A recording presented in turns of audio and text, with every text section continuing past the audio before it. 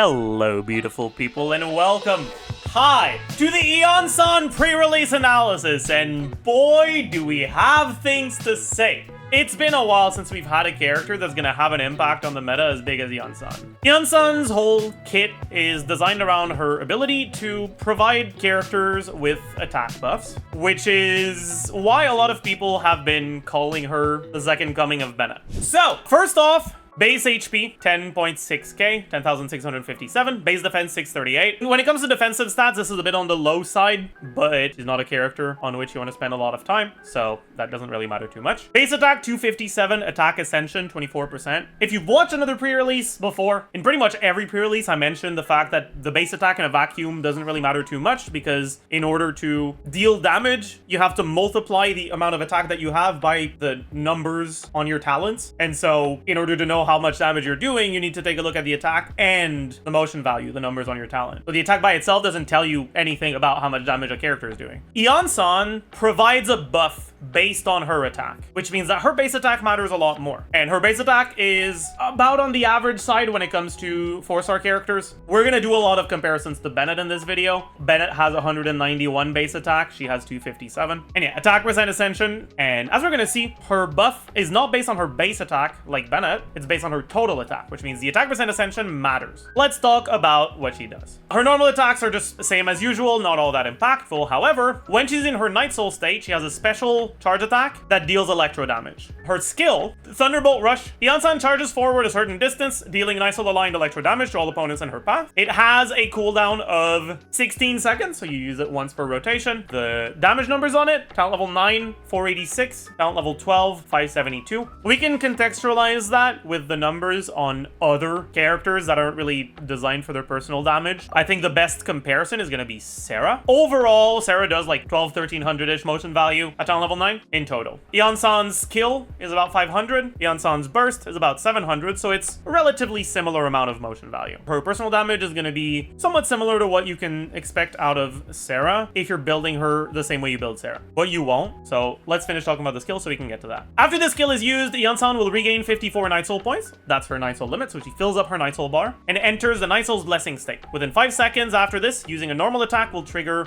one quick Swift Stormlight. After using your skill, you can do the special charge attack that does electro damage, and it won't consume stamina. That Swift Stormlight's damage is around 150 motion value. It's pretty low. The reason why you want to use it is not because of its damage, it's because it gives you a buff, so we'll take a look at that in a second. Then you've got the explanation of her Nightsoul's Blessing, and her Nightsoul's Blessing doesn't do anything, pretty much. Her Nightsoul's Blessing by itself is just an exploration ability, and you can consume Nightsoul to go faster, and that's pretty much it. That being said, her burst gives you an additional buff based on how much Nightsoul you have, and so her Nightsoul, it's still very, very relevant, but it's not the Nightsoul itself that's doing it. So let's talk about the burst, which is the big thing in her kit. The 3 principles of power. Iansan's stomping foot shatters the very earth with power, dealing Nightsoul aligned AoE electro damage. She then whips out her limited edition kinetic energy scale for workouts. When this skill is used, Iansan will gain 15 Nightsoul points and enter the Nightsoul's blessing state. So she enters the Nightsoul's blessing state from the queue, just like she enters it from the skill. She only gains 15 Nightsoul points instead of 54. Another important thing is that if she uses her skill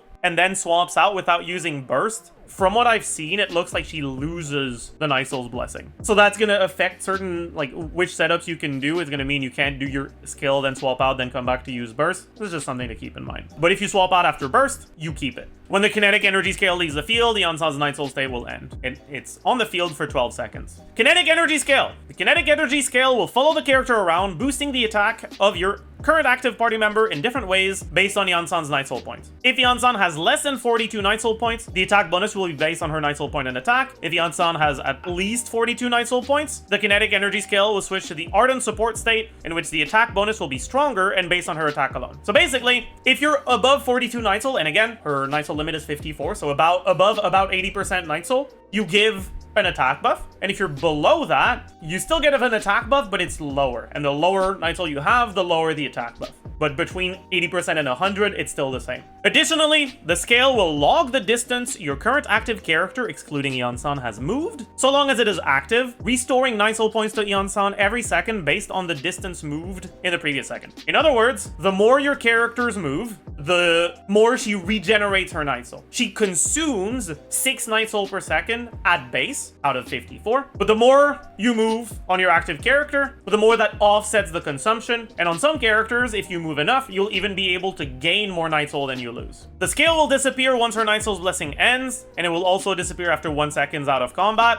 And yeah, here's where it says it. While it's active, but during your burst, Iansan's Nightsoul blessing state doesn't end even when you swap out. If the burst isn't active, your Nightsoul's blessing does end when you swap out. So if you skill, then swap out, then back to her and to burst, you're only gonna have 15 Nightsoul points from the 15 you gain from casting burst, and you'll have lost the 54 you got from using skill. So let's take a look at the sort of buff you can expect at talent level 10. At maximum, it's 690. You get 27% of Iansan's attack as an attack buff if you're above 42, and if you're at 42 or below, it's 0.5 per Nightsoul point. So if you're at 42 or higher, it's just 27% of her attack. If you're at 40, it's 0.5 times your Nightsoul, so it's 20%. At 20, 10%. That being said, it's capped out, and the cap doesn't change when you go below 42. What that means is that if you have a lot of attack, enough to cap your attack buff above 42 and more, so let's say you end up with 4,000 attack. So at 4,000 attack, if you have 50 Nightsoul, you get the full buff. But because you have so much attack, at 40 Nightsoul, you still get the full buff. And you have to go down to like 34-ish to stop getting it. But in order to properly look at how her attack and how her buff is going to progress based on her Nightsoul, we need to figure out how much attack she's going to have. So, 257 base attack. You're also going to have a weapon. For now, we'll talk about Fronius Lance. Iansan's personal damage, while not completely terrible, as we're gonna see, because she has to build a lot of attack in order to maximize her buff. She builds less crit, she builds less damage percent than a character like Sarah. So it's not really that big of a nuke. And you also often end up using her abilities before you get your buffs rather than after, which means she doesn't do that much damage. So building for damage isn't necessarily the best. So you want to build for utility, you want to maximize your buff, and Fronius Lance has high base attack, but this is like the default high base attack for a 4-star weapon, which is really nice. If you want to have more attack, you can also use either a 5-star weapon or the most recent event weapon at R5 gives you 40% attack with the same main and substat as Fav. Either way, it's 565 base attack on there. Now, how much attack percent do you have? By default, if you build full attack, that's 46.6% on the main stat times 3. And then you have, let's say you get about 50% attack from Flower plus Feather, maybe 45. Then you got flat attack, 311 from Feather, and then you get a few substats. They're like 18-ish attack per, I'm just gonna round it to 20. If you're only focused on attack, no stat is good other than flat attack. Let's say you get like 6 flat attack rolls. For attack percent, you also have, like I said, her Ascension stat of 24. She also gets an attack bonus from her Ascension 1. So after Swift Stormlight hits opponents, Iansan will gain the precise movement effect for 15 seconds. During this time, her attack is increased by 20%. We'll talk about the rest of it later. What that means is that without any sort of external buffs, on Fav, with a build that focuses mainly on attack, you'll be able to reach a little bit north of 3,000 attack, which is enough to cap out your buff above 42. But as soon as you hit 41, it'll be worse. That being said, it's not going to be that big of a gap. However, when you increase her talent level on the burst, the numbers that change are the skill damage and the max attack. The conversion ratio stays the same from talent level 1 all the way through. What that means is that if you have her Constellation 5, which upgrades her talent level by 3, your max attack bonus is now 810. But your conversion ratio doesn't change, which means that below 42, her Constellation 5 doesn't actually give you anything. It's only above 42 that minimum gets increased, and now the gap, the difference between 42.1 and 41.9 is going to be pretty big. Anyways, this is without any real external buffs on Fav. What about best case scenario? You play her in a team that gets a bunch of attack percent buffs. So mainly the sort of attack percent buffs that you can expect are Pyro Resonance, potentially Noblesse. Now, I'm not entirely sure if Chevreuse's attack buff is going to count on her. For those of you that didn't know, Hoyo has some weird rules in place for how stat buffs affect each other. As a general rule, if you give a buff based on how much of a stat you have, if a different character buffs that stat with the same conditions, the buff won't get counted. For example, if you look at Sucrose and Kazuha, Sucrose gives an elemental mastery buff based on how much EM she has, and Kazuha gives a damage percent buff based on the amount of EM he has. But if you increase Kazuha's EM by using Sucrose's passive, it won't increase the amount of damage you get from Kazuha's buff, even though he now has higher EM. The main reason for that is because if it did, it would kind of restrict some of their design options, because if then you have a character that buffs EM based on damage percent, you'd be able to have that character get more damage percent from Kazuha, and then buff Kazuha's EM because they have more damage percent, and then Kazuha buffs their damage percent more, and it just keeps going like that. So they're trying to prevent that. Because Chevreuse's attack buff is based on the amount of HP she has, I'm not sure if it will work on Iansan. I'm not sure if Iansan's attack buff will be able to benefit from the attack percent she gets from Chevreuse. But if it does, that's just a bigger buff, and it is what it is. Anyways, in the best case scenario for Iansan, what sort of buffs are you gonna have? Well, you never want to give Iansan single target buffs, so you're not gonna give her on-field time with Bennett and stuff like that. There might be some weird finicky stuff where Bennett's buff lingering allows you to snapshot an ability while Iansan still has Bennett's buff while off field, but for now we're just gonna assume that it doesn't work. Anyways, you can get power resonance. You're often gonna have noblesse. In the best case scenario, you can have noblesse and another artifact set, so another 20% from like tenacity or something. So for example, if you're playing Bennett, Iansan, Farina, you can have Farina on tenacity and Bennett on noblesse. Flat attack will be the same. Total attack gonna go up to like 3600. Now, if you also use the torch gives you an additional 40% from the effect at R5, so upwards of about 4000. You could also consider using a 5-star weapon. If you do, highest amount you're gonna get is gonna be on something like Calamity Queller with higher base attack, 741 base, and instead of the 40% from this, you get 16.5 from this, and then you get this that scales up. It'll average like 15-ish%, something like that. And her own attack can reach upwards of like 4600. But if you're above 42 Nightsoul, that doesn't do anything, because even at talent level 13 at C5, right? Your maximum buff is 810, and your buff is 27% of your attack, which means that you cap out the buff at 3000. As long as you have 3000 attack or more on Iansan, your buff will be capped out no matter what, so long as you're above 42 Nightsoul. What having more attack gives you is the ability to still provide a big buff below 42 Nightsoul. Now, that is going to be very relevant in a few teams, but there's also going to be teams where that doesn't matter at all. Let's look at the second part of her Ascension passive. Whenever she regains Nightsoul points through her kinetic energy scale in her elemental burst, the 3 principle of power, she will gain 1 extra Nightsoul point. Additionally, when your current active party member consumes or restores Nightsoul, the extra Nightsoul point Iansan gains the next time she restores Nightsoul points will be increased to 4 up to once every 2.8 seconds. So on Natlan characters, every 3 procs is going to give you 4 instead of 1. So basically, instead of 111, it's 411, which is 6 per 3 procs. So 2 per second instead of 1 per second when you have Natlan characters. That being said, the way that it's worded, the way that it's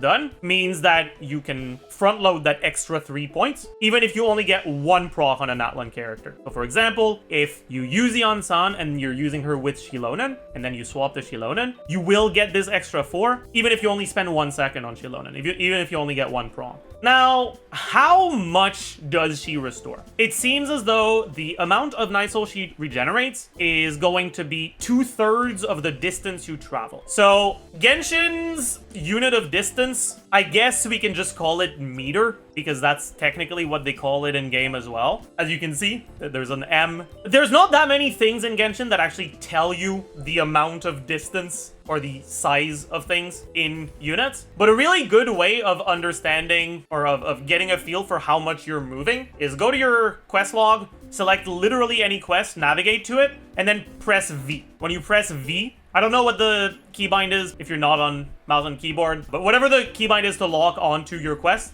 if you press that button while looking at the direction, it'll tell you how far away you are. And then if you line yourself up with it and you move forward, you'll be able to tell how much you're moving. 1 dash and make you move about 6 meters if you go for the whole dash. But most of the time, you don't do the full dash. You cancel the dash end lag animation, which is like the part of your dash where you're like sliding on the ground and getting back up. And you end up moving 4.55 meters per dash. And like I said, Iansan restores 2/3 of your distance travel as Nightsoul points. So 4 to 5 meters is about 3 Nightsoul. So by default, you consume 6 per second and you regain 1 from Iansan's Ascension Passive, or 2 if you're a Natlan character. Then that means that you're losing 5 or 4 per second. And if you don't want to lose too much, you'll need to move to make up for that. The question is, how much do a bunch of different characters move? I think we can start by talking about how much Clorinde moves.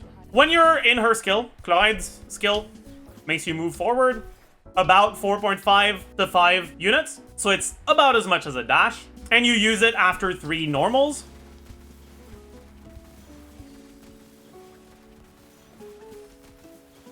You'll generally get about 6 over your 7.5 seconds, and each one of them is going to be regenerating a little bit over 3. That's about 20-ish Nightsoul you're regenerating for Iansan, and over 7.5 seconds, you lose about 37, 38, and you'll regain about 20, which means you still end up losing the remaining, so about 20 over your duration. Most characters do not move enough to regenerate as much Nightsoul as you're losing. That being said, there are some who do. First, plunge characters go up and then they go down for each plunge. That means that you don't just get the height of your plunge, you get twice the height of your plunge as movement. And so plunge characters tend to move quite a bit. Mavuika, it seems like her bike spins actually count as movement, and it counts where Mavuika is through the whole thing. And so she's like incredibly Nightsoul point positive on Iansan. The thing is, it's not just dash and like actual movement that regenerates Nightsoul points. It seems like Iansan's Nightsoul point regeneration is very, very precise. What that means is that even your character doing their like idle breathing animation technically counts as movement. Now, it's a very, very, very, very small amount. It's going to be like less than 0.1 Nightsoul from that, but it does count as movement. But what that also means is that based on how exactly your character moves while they're doing their attacks, you can get a bit more. Also, when you switch characters, your exact position often changes because different characters have different height and they technically move a little when you swap because they stand in different poses. That being said though, most of that is pretty much insignificant in terms of how much Nightsoul you're generating. That being said, it is going to, at the very least, make it so that even if you're not moving, you still regenerate 0.01 Nightsoul for Iansan, which means that you regain the extra 1 Nightsoul from her Ascension Passive. Because if you didn't move at all during those idle animations and stuff like that, it would mean that you don't even get this 1 refund because it only happens when you restore. That being said though, some characters also have burst animations where they move. Namely, Mavuika. The problem is, a lot of characters that have animations that look like they move, they're not coded as moving. And so, I'm not entirely sure whether or not Iansan is going to actually register those animations as movement. I think the one I'm the least sure about is Clorinde, right? Because it looks like she's moving in her burst, but if you actually look at it while like camera blocking the animation, she just disappears and then reappears, right? She doesn't actually move. So I'm not sure if it's going to be counted as movement or not. It might end up being counted as a lot of movement, and it might end up not being counted at all. And that's also the sort of stuff that if it doesn't count, they could say it's a bug and patch it to change it later. But they could also say the exact same thing if it does count and change it later as well. What about other carries? How much do they move? Diluc in plunge teams moves quite a bit, but as we're going to talk about later, Iansan doesn't fit in Diluc's plunge teams. Kutsing doesn't really move too much if her burst isn't considered movement. Her E can make her go forward, but in order for your E to make you move, you need to not be close to the enemy to begin with. But if you're not close to the enemies, you can't hit them. So you won't really be moving much. Klee has some jump cancels in her kit, in her default combos. Jump cancels, if you don't get buffs to plunge or to jump height, your jumping distance is generally gonna be like somewhere between 1 and 3. Double that because you go up and then you go down. But it's still, she doesn't do that many cancels and she doesn't have have buff jump height, so they're not necessarily gonna... It's not necessarily gonna be that much restoration. Child can use dash cancels in his combos. Like we said earlier, a dash cancel offsets most of the loss from 1 second. It regenerates about 3 and you lose 4 to 5. Ganyu can use dash cancels between her charge shots, and so she'll be able to maintain a decent amount of Nightsoul. Xiao is one of the few characters that can be positive because jumping and plunging is a lot. With Hu Tao is a little weird. Hu Tao jump cancels are something that you do a little bit more often than Klee jump cancels. She gets a bit more. You can decide not to do cancels, but the biggest problem with that is that if you don't do cancels on Hu Tao, you go through the enemy and then you're out of range of the enemy, so you lose a lot of normal attack damage. And yeah, as it turns out, Hu Tao normal attack damage is relevant. If you lose it, she's worse. And then on top of that, she doesn't care that much about attack buffs to begin with because she has such a huge attack steroid in her kit through her E, so won't be particularly good.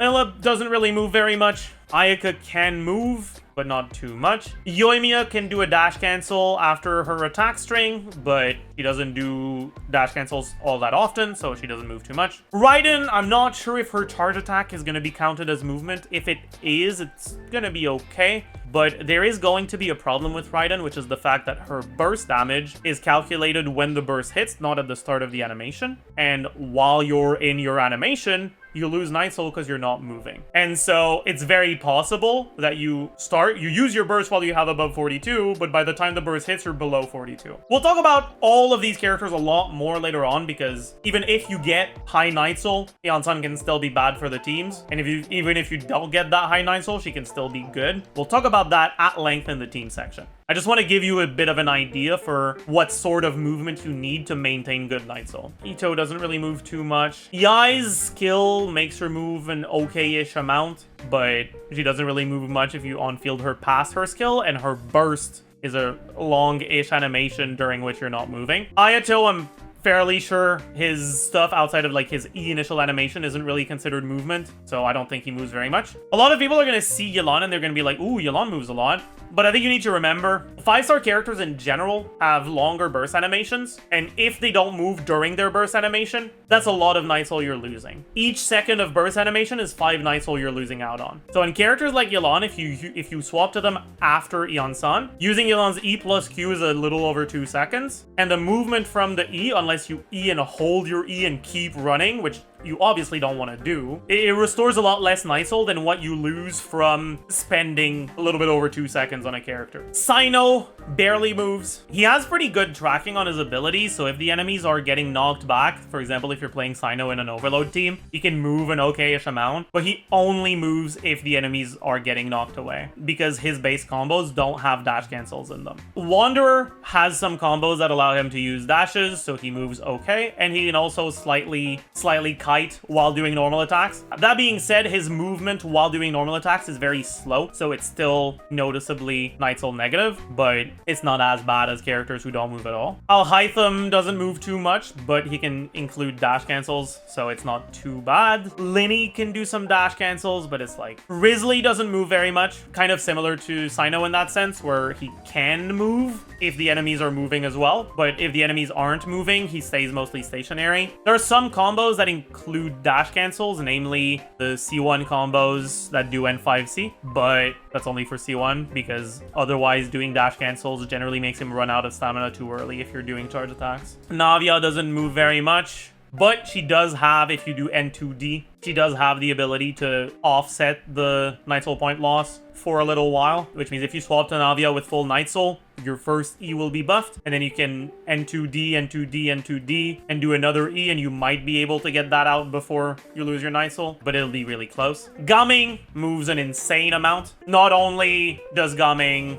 do the plunge movement going up and down, but you're also supposed to dash towards the direction where your Mantai is going to catch it earlier, and once you catch your Mantai, you use your E, which makes you move towards the enemy again. So Gaming tends to be either neutral or positive. Arlecchino is a character who surprisingly isn't that Nightsoul negative because her best base combos use a lot of dash cancels. The default best combo for Arlecchino is N3D. So you do 3 normal attacks and then you dash. On top of that, Arlecchino is, I think, the character that has the best tracking on N1. What that means is that even if you're relatively far from an enemy, when you do your N1, she will step in and hit the enemy anyways. So even if I'm relatively far like this, the N1 makes me dash forward effectively and hit. And what that means is that if you do your dash, instead of kind of dashing in place between your attacks, like this, if you decide to do your dash backwards,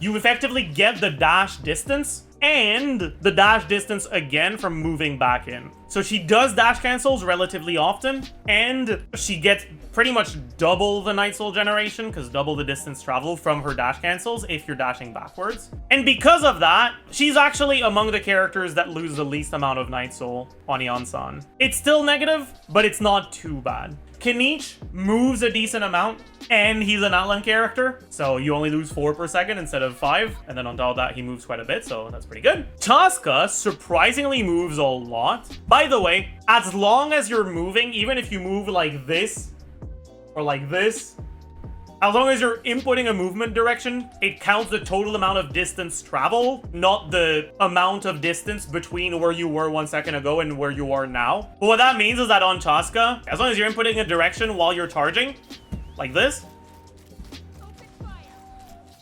it counts the whole movement distance. And as it turns out, Chasca's pretty fast at moving during her E like this.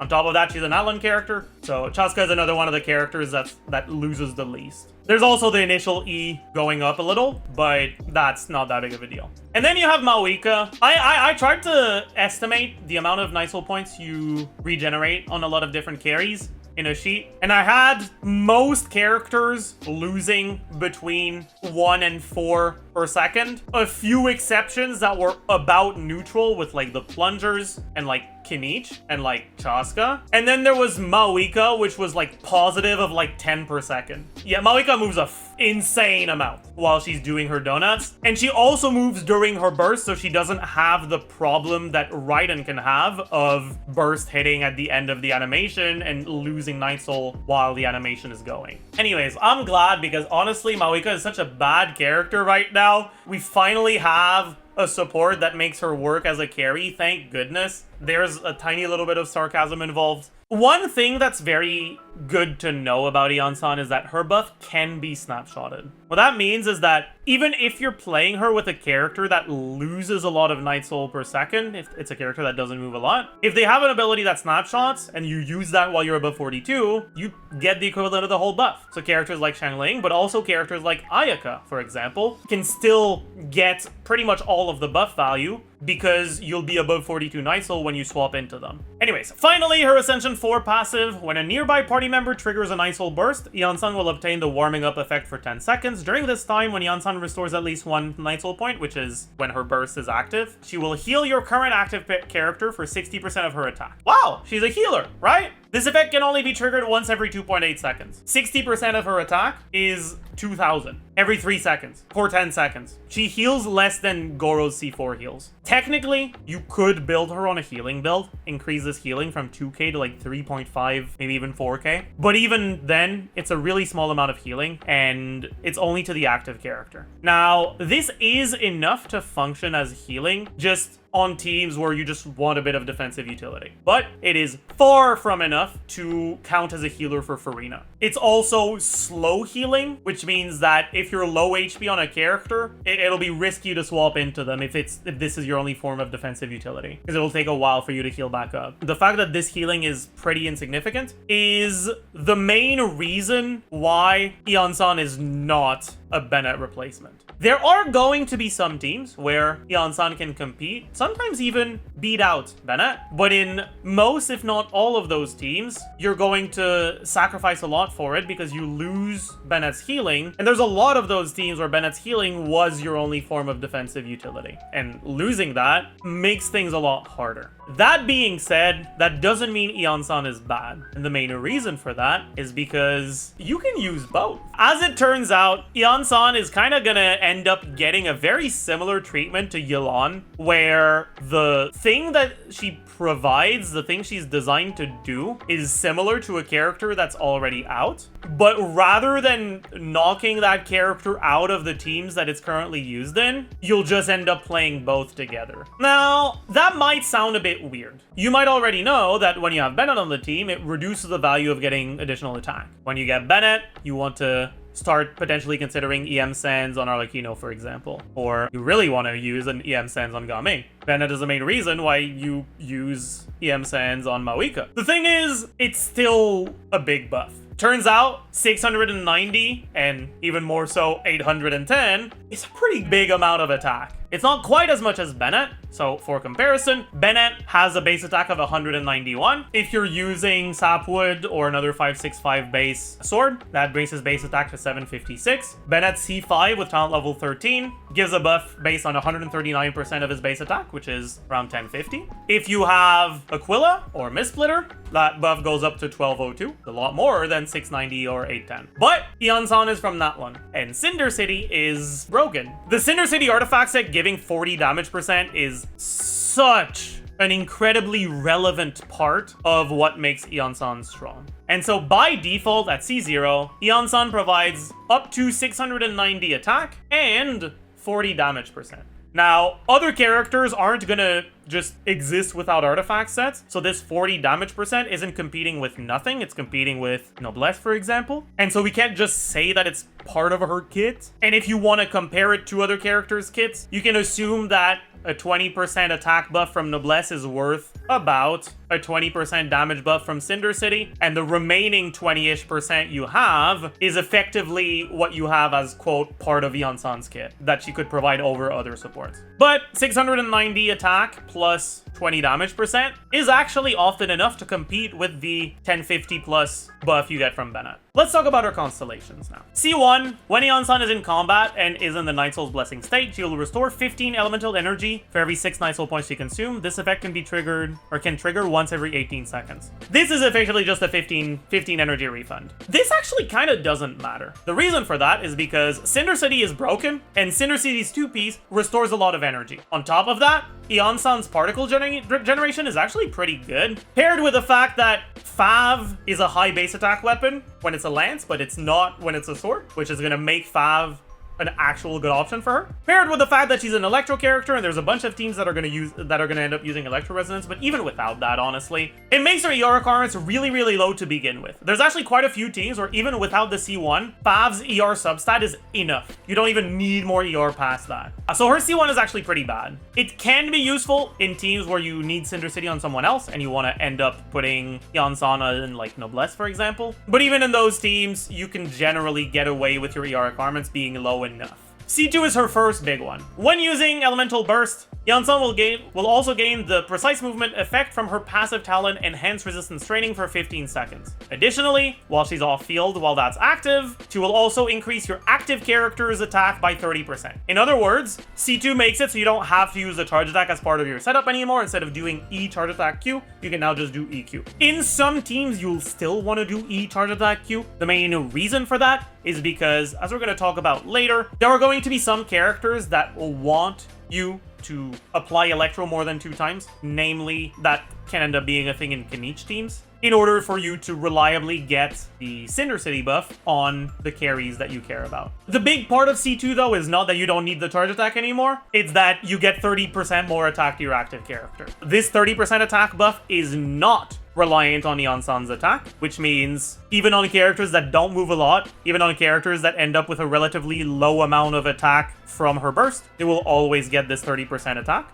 C3 is skill talent level. It's pretty much completely worthless. It's a bit more damage, but it doesn't matter that much. C4 is the second relevant constellation. When the kinetic energy scale is present, so during your burst, Iansan will gain 2 stacks of surging force after your current active character, excluding herself, uses their elemental burst. In other words, if you use a burst during Iansan's uptime on a character other than Iansan, you gain 2 stacks of surging force. You can only gain it once, so it only works for 1 burst. Whenever Iansan restores Nightsoul, she restores an additional 4 if she has a surging force stacks by consuming that stack. In other words, what this means is that you regenerate an additional 8 Nightsoul points on Iansan after using a burst on a character. This is a big deal because Iansan's buff duration is 12 seconds. There's a lot of buffs in this game that last less than 12 seconds, and because of that, there's going to be a bunch of teams where you swap into Iansan before the rest of your supports rather than after. If you go to Iansan, then swap to a support that doesn't move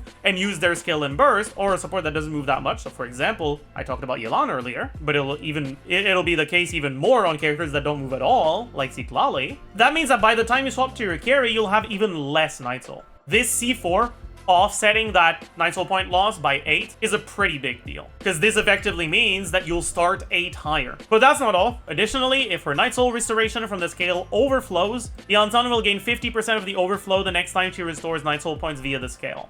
I think it's important to realize her burst restores 15 and her skill caps you out. Now, there's a little bit of animation time, sure, but if you EQ, you'll generally end up using your Q when you're at somewhere between 45 and 50 Nightsoul points, which means that it will overcap pretty much always by somewhere between 5 and 10. So this overflow, in the worst case scenario, is also an additional 2 to 5-ish more Nightsoul. Now, I'm not entirely sure if it actually works like that, because I don't know if this 15 Nightsoul points is considered from the scale. But another thing that this can be nice for is if you have other Natlan supports, you regenerate 4 instead of 1 up to once every 3 seconds. So if you swap from Iansan to a character like Shilonen, use your E, get the passive restoration plus the E distance movement, that might also overflow a little. And then on top of that, if you end up using supports where their animation makes them move a lot, so for example, Kazuha, who has a plunge as part of his animations, Mavuika, whose burst makes you move a lot, those are also going to be some overflow that can help you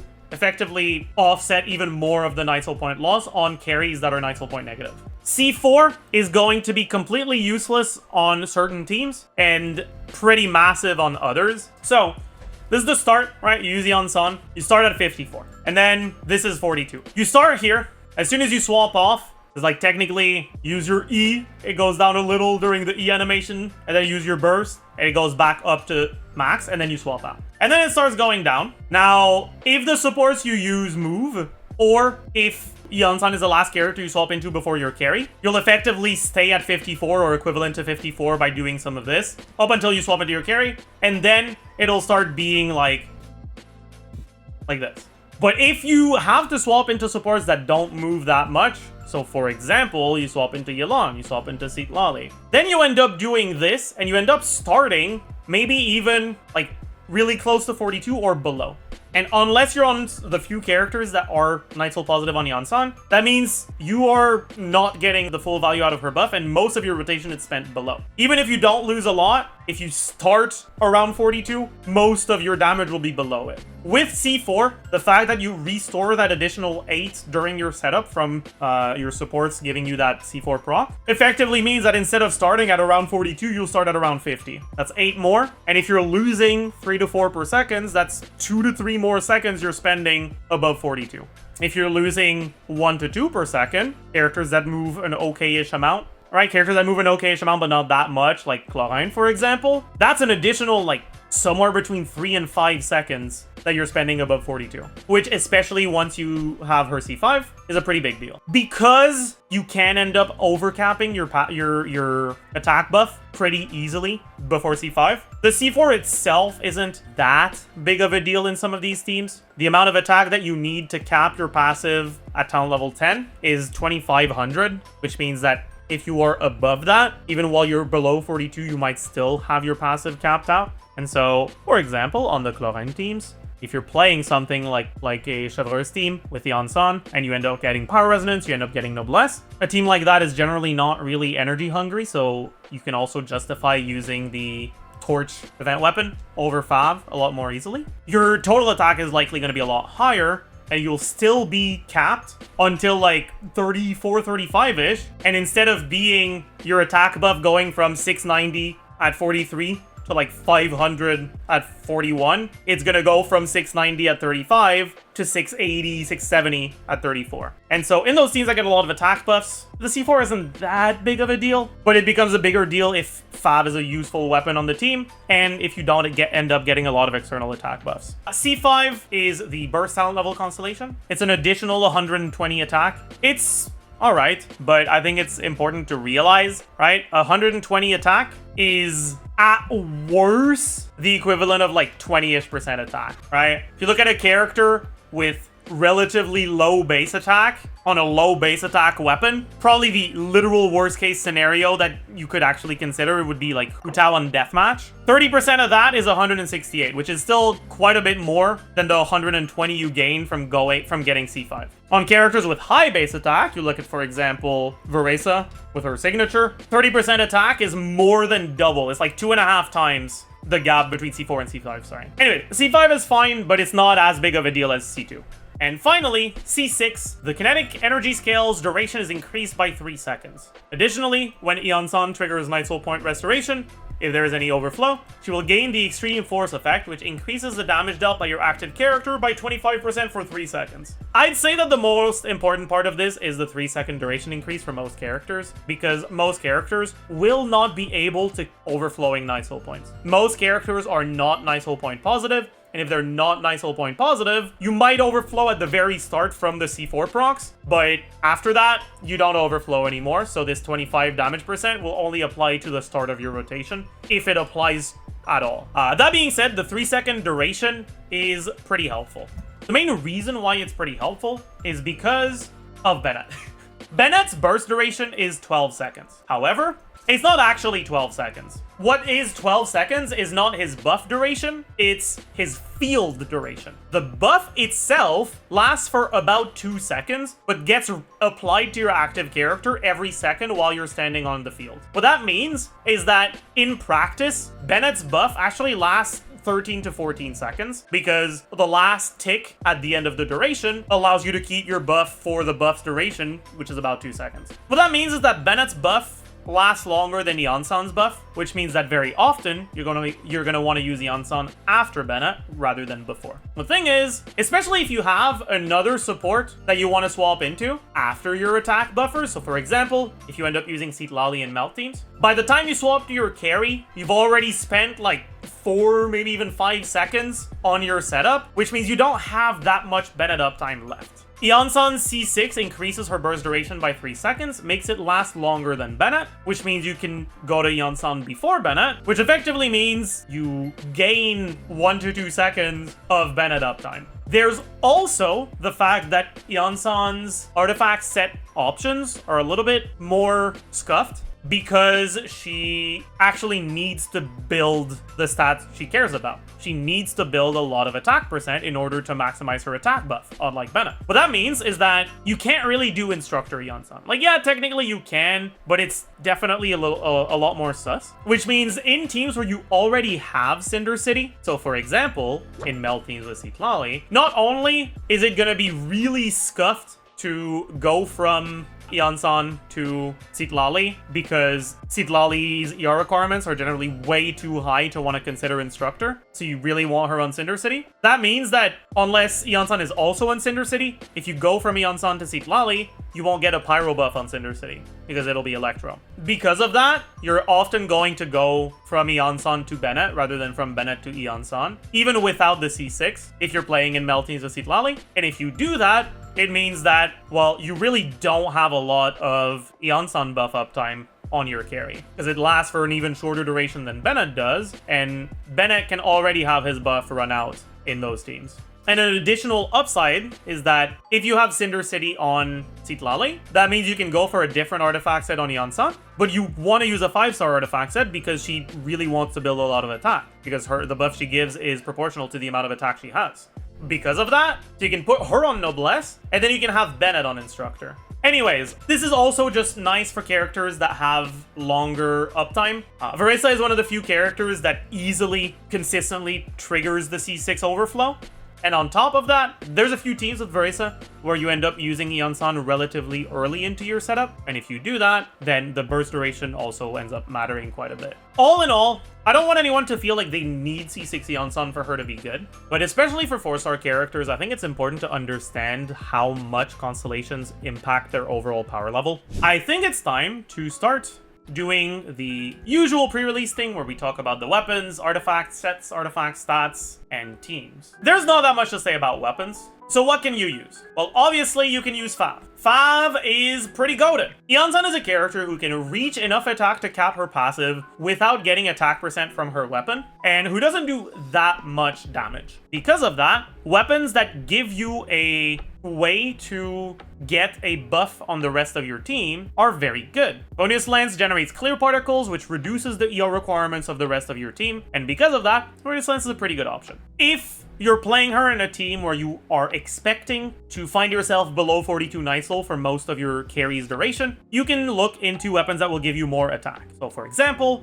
if you have a Wavebreaker's Fin, 620 base attack percent substat, pretty alright. But Wavebreaker's Fin is not that much better than the Torch, because the Torch giving you 40% attack, well, 40% is a pretty big deal. And so 55 more base attack, while good, isn't that good. And the Torch's ER is also kind of useful. You can think about using Moonpiercer. If you use Iansan in a team where you have a Dendro unit, Moonpiercer generates a leaf, which you can pick up for at R5, 32% more attack. Mainly, this is a consideration for Kinich teams, because Iansan doesn't tend to be that great for aggravate teams. She doesn't apply any off-field electro, which is good because it doesn't prevent you from doing non-electro reactions, for example in melt teams, but it's bad because it means she doesn't gain anything from aggravate. On top of that, attack percent tends to be a lot less valuable in aggravate teams, where 1, a lot of characters have direct EM scaling, but also 2, a good amount of your damage is coming from your aggravate reaction, which doesn't get buffed by attack. She'll still be usable, but Fischl is so good in aggravate teams that she generally doesn't replace Fischl, so she's more so competing with the Res Shredders, and she's just worse than the Res Shredders, unfortunately. But in Kinich teams, the fact that she doesn't apply off-field electro means she's not preventing burning. She's not yoinking burning uptime from Kinich. And Kinich is an actual attack scaling character, so he likes this 32% attack. Other than that, like, you can consider using the 5-star weapons that give you attack or ER, right? So like Calamity Queller, Engulfing Lightning, I guess Vortex Vanquisher. But in most cases, unless you really don't need the energy from Fav, you're better off using Fav for the particles. Yeah, you can use Skyward Spine if you don't care for the energy at all on the Fav particles as a stat stick that has more attack than Fav, but it's just one of the many 5-star weapons you can use. Fav Lance, general, best in slot. Moonpiercer, Kinich, best in slot. And 5-star weapons in general, okay. But they'll generally be worse than Fav Lance unless you're playing a team that really doesn't need the ER. And I say 5-star weapons, that also obviously means that the 4-star weapons are just gonna be the same thing, but even worse. Next, artifact sets. So, we've already talked about 4-piece Cinder City. Let's quantify Iansan's ER requirements to properly understand how much Cinder City is doing for you. Iansan's burst cost is 70. 70 burst cost means 18-second cooldown. 18-second cooldown is generally not too big of a problem, but there are a few characters who can do rotations shorter than 18 seconds, where if you use Iansan with them, it means your rotations are slower. The most clearest example of that is going to be Arlecchino, who often has rotations that are around 16 seconds rather than 18. Anyways, we can start with the best case scenario, which is probably something like a Varesa team. I guess we can take a look at Varesa, Chevreuse, Mavuika. And if you're on Cinder City, which means in the best case scenario, her ER requirements are 114. Fav gives you 30, which means you're already at more ER than you need in a team like this. Even if you're not on Fav, or if you only have one Fav and you want to put on Chevreuse, 130 ER. Even if you don't have Fav at all, 150. Then you can reach 150 with the Torch's 30-ish% substat, and then 4 rolls of ER, which is still pretty easy. So in a team like this, ER requirements, trivial pretty much. So the average case scenario, let's take a look at Mavuika, Bennett, Iansan. In this team, she's the only character that could be on Fav, and her ER requirement in a team like this, on Fav, if she's not on Cinder City, 235. Pretty big difference. Because of that, I think in practice, a lot of people are going to keep her on Cinder City, even when you play her in a team where someone else is on Cinder City. That's why, I mean, we'll talk about some of the numbers of her teams later on. Just keep in mind that those calcs are generally done assuming you min-max your artifact sets, but it's potentially going to be difficult to do. With the C1 though, that refunds 15, which means that in a team like this, 184, that's 5 substat plus a main stat, or 5 substat plus solid substats on everything else. ER requirements only start becoming difficult to reach through substats alone when you start needing 80 or more from artifacts. Below that, it's generally not too bad. That being said, if you don't have 5, that's 230 with C1. Without C1, 300. Anyways, in this same team, if you have her on Cinder City and you have C1, her ER requirements are reachable with 5 alone, pretty much. 5 and 2 substats. All this to say, depending on the specific Iansan build you have, your ER requirements can vary a lot. There are going to be some teams where you can get away without using 5, but in most of them, 5 is still going to be a pretty big deal, right? Here, with C1 plus Cinder City, no 5, ER requirements 180, with 5, 140. Having to build about 40% more ER means getting to build about 40% less attack, which offsets the 40% attack you get from Torch if you're using Torch instead of 5. And then on top of that, you don't get the lower ER requirements on the rest of the team. So generally, have her on 5 and have her on Cinder City. But like I said earlier, if you already have someone else on Cinder City and you're playing on a team where you can get away with lower ER requirements, there's a few other artifact sets you can consider. 4 pieces of less the law wars in Cinder City, but if you already have someone else on Cinder City and you need them on Cinder City, like is often the case with Tighnari, you can consider 4 pieces of less. And that's kind of it. You don't really want to use Instructor because you want to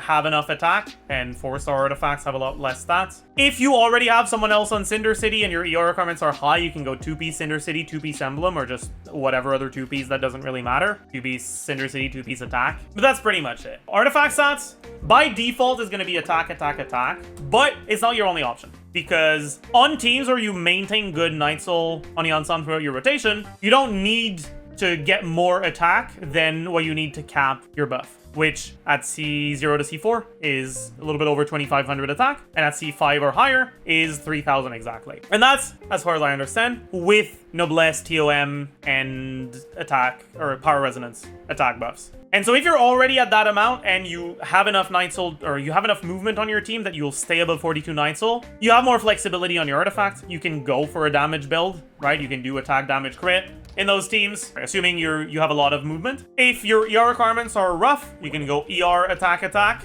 If you're using Fav and you don't have that much crit rate, you can go attack, attack, crit. Or if you're using Fav and you have high ER requirements, you can go ER, attack, crit. Almost always attack goblet, damage goblet only if you're already capped and you want to get some more damage out of her. The thing is, it's really difficult to cap your attack buff on Fav with attack, damage, crit. So this is generally only if you're using a 5-star weapon on her. But yeah, generally it's either going to be attack, attack, attack, with Sands potentially being ER and Circlet potentially being crit rate for Fav. And finally, we have teams, and oh boy. First, let's get this out of the way. Iansan is once again raising DPS ceiling. Mavuika's release gave us a team that had quite a bit more damage than the next best team, just in terms of sheet DPS, but that also plays fairly easily in practice. And Iansan is an upgrade in Mavuika teams, and not an insignificant one. C2 Iansan is a more or less a side grade, which means that the additional attack from C5 and the additional damage percent from C6 make it a pretty sizable upgrade if you have C6 Iansan. Now you might be thinking, that means I can use Bennett on my other side, right? Wrong! She's a downgrade versus Bennett. She's an upgrade over Xiao. Get that trash character out of my Mavuika team.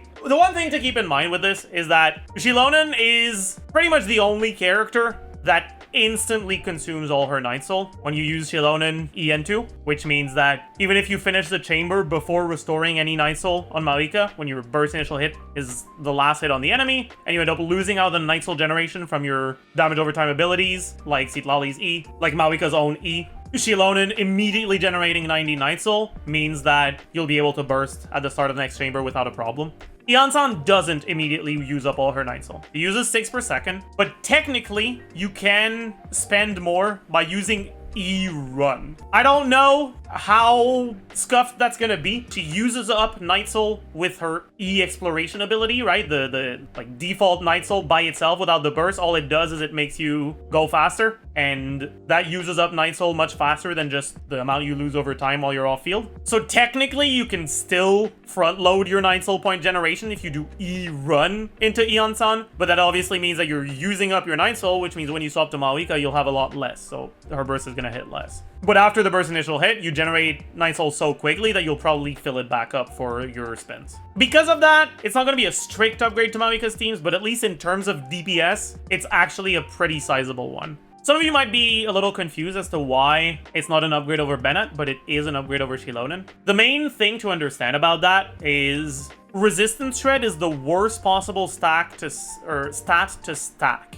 Well, it's between Resistance Shred and EM. The formula for damage makes it so that Resistance Shred stacks really poorly with itself. Same for EM. The amount of damage you gain from Res Shred for your first 10% of Res Shred is a lot more effective than from Res Shred past that. Because most enemies that aren't like particularly resistant to one enemy have 10% resistance, and the resistance formula is a lot more favorable for Res Shred while resistance is positive. So against enemies with positive resistance, if they have 10% resistance, it means you're doing 10% less damage. Pretty straightforward. But once their resistance falls below 0, it's divided by 2. So if they have minus 10% resistance, you're not doing 10% more, you're doing 5% more. Well, that means that your first source of Res Shred is pretty big, because it gets them the first 10%, and then maybe a bit more than that. For your second one, all the value you're getting from it is while the enemies are already below. In other words, you can effectively think of any Res Shred past the first 10% to only be half of the value, right? Citlali isn't providing you with 20% shred, she's providing you with 15% shred. Xiaonan, if you don't have Citlali,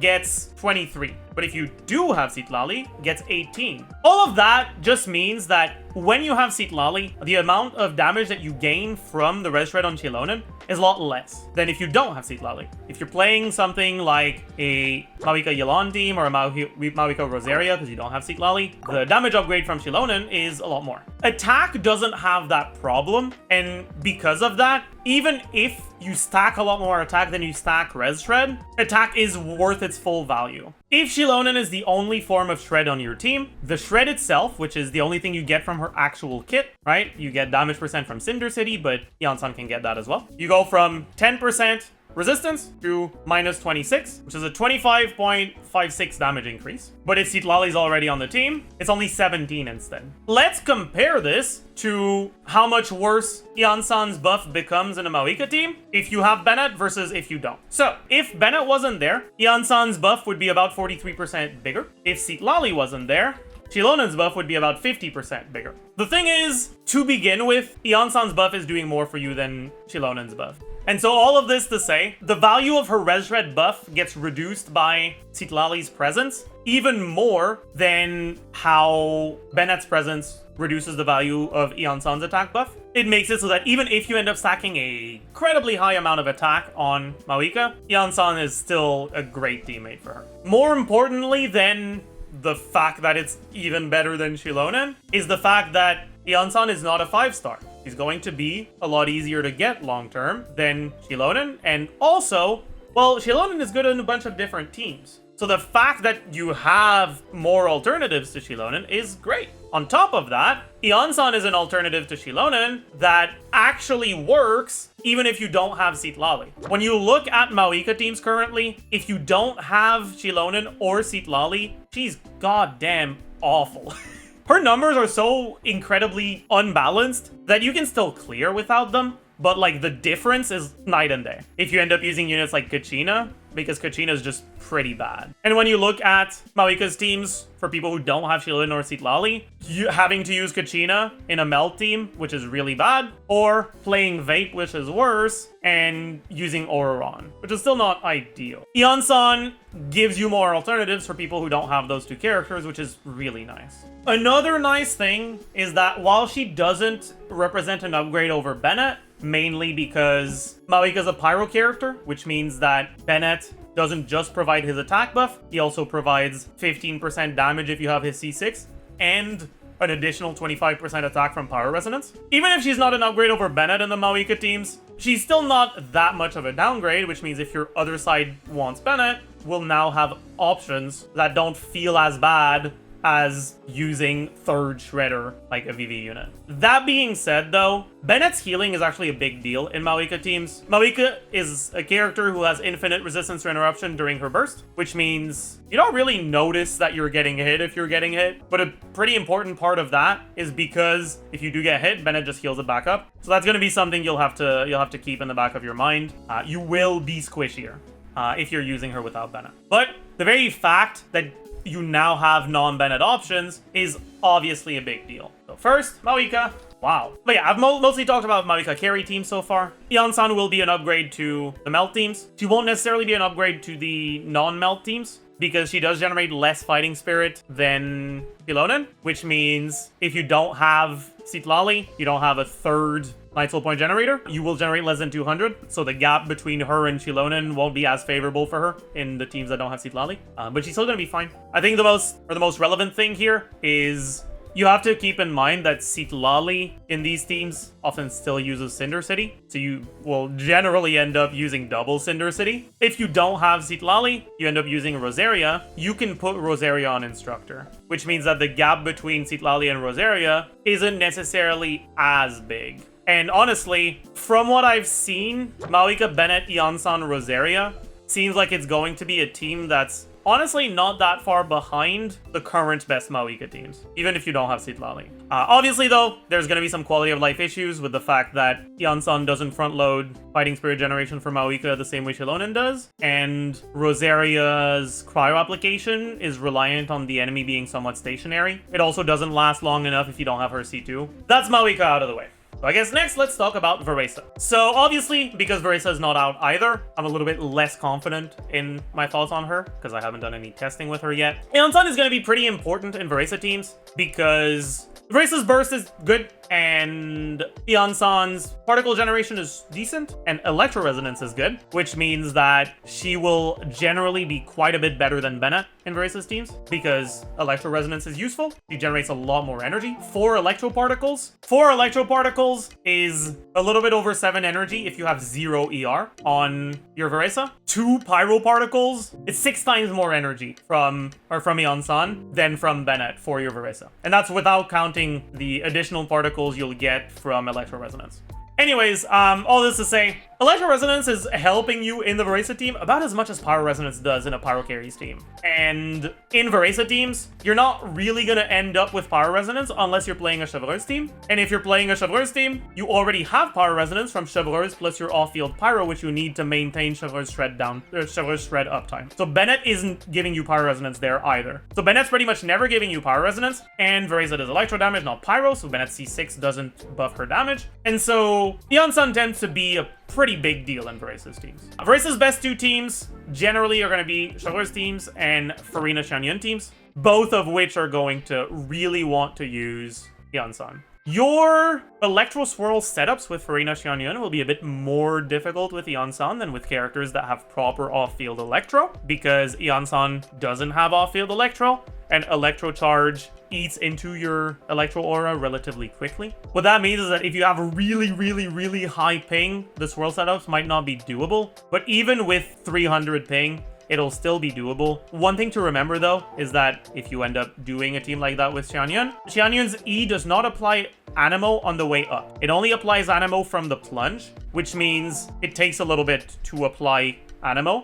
And so in those teams, if you want to get a swirl before your Electro Aura has been eaten by the Electro Charge, you should start with a normal attack. Normal attack into E-Plunge, not just E-Plunge. But if you do that, even with pretty high ping, it shouldn't be much of a problem, so just keep that in mind. In Varesa teams, she's pretty important. You'll be able to do non-Iansan teams, but Iansan will be better.